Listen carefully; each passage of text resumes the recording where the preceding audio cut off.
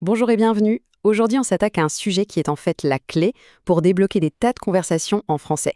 C'est simple, c'est universel et c'est super utile. Alors, on y va? C'est la grande question, n'est-ce pas? On est là, on veut parler, mais par quoi on commence? Comment on brise la glace sans que ça sonne faux, sans avoir l'air de réciter une leçon apprise par cœur? On cherche tous cette petite phrase magique. Eh bien, la solution, elle est juste sous nos yeux, ou plutôt juste au-dessus de nos têtes. Parler du temps qu'il fait. C'est le sujet passe-partout par excellence, le moyen parfait pour lancer une discussion sans le moindre stress. C'est parti pour la première étape. On va voir ensemble les fondations, les briques de base qui vont nous permettre de construire des phrases toutes simples, mais super efficaces pour parler de la météo. Alors, la structure numéro 1, la plus courante, celle qu'il faut absolument connaître, c'est il fait suivi d'un adjectif. C'est vraiment la base de tout. Rien qu'avec ça, on peut déjà dire énormément de choses. On commence avec le grand classique, le plus connu de tous. Quand le ciel est bleu, que le soleil est là, on dit tout simplement « il fait beau ». Facile, hein? Et son contraire, c'est tout aussi simple, « il fait mauvais ».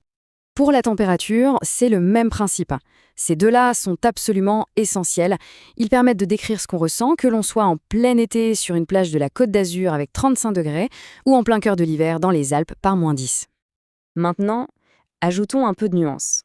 Il fait doux, c'est parfait pour décrire cette journée de printemps idéale à Paris quand il fait autour de 20 degrés. Et quand la température baisse un peu, vers 10 degrés, ce petit air vif mais pas encore glacial, là on dit « il fait frais ». On peut aussi décrire l'aspect général du ciel. Il fait gris, c'est typique pour ces jours où le ciel est complètement couvert de nuages. Et il fait sec, c'est bien pratique pour parler de l'air quand il n'y a pas du tout d'humidité. Attention, attention, voici l'erreur classique. Il faut vraiment faire la différence. Il fait beau, c'est impersonnel, ça parle du temps, du ciel. Mais si on dit il est beau, ah, là on parle de quelqu'un, d'une personne. C'est crucial de ne pas mélanger les deux. Allez, on passe à la deuxième structure super importante. Maintenant qu'on sait décrire la sensation générale, on va voir comment on nomme les éléments qu'on peut voir dans le ciel.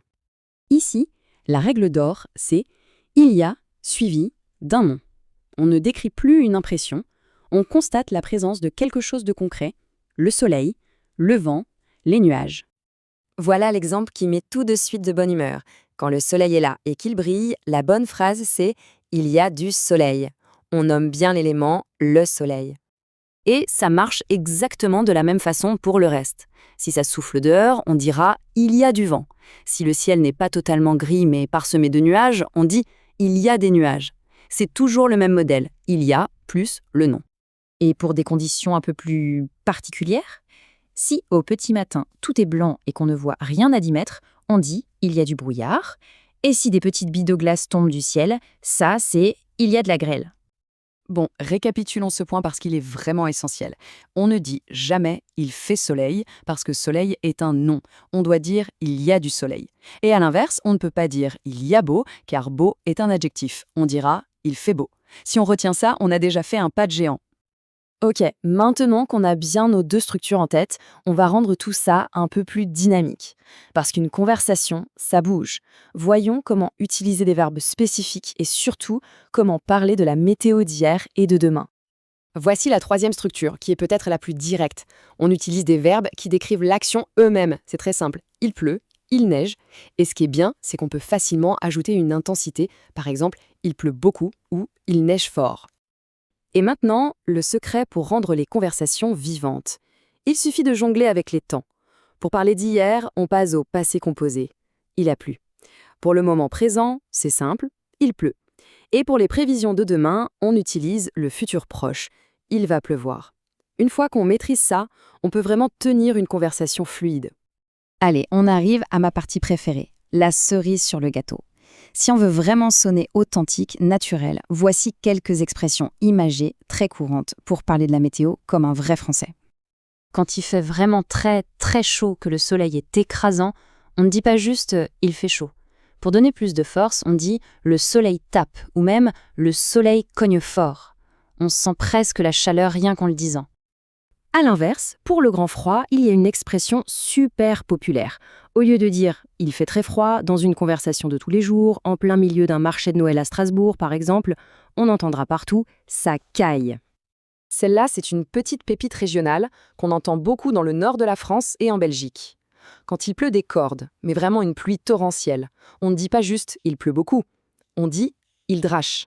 C'est court, c'est expressif et ça sonne très local. Bon, un tout petit résumé pour que tout soit bien en place. On retient les 3 piliers. 1. Il fait, avec un adjectif pour la sensation. 2.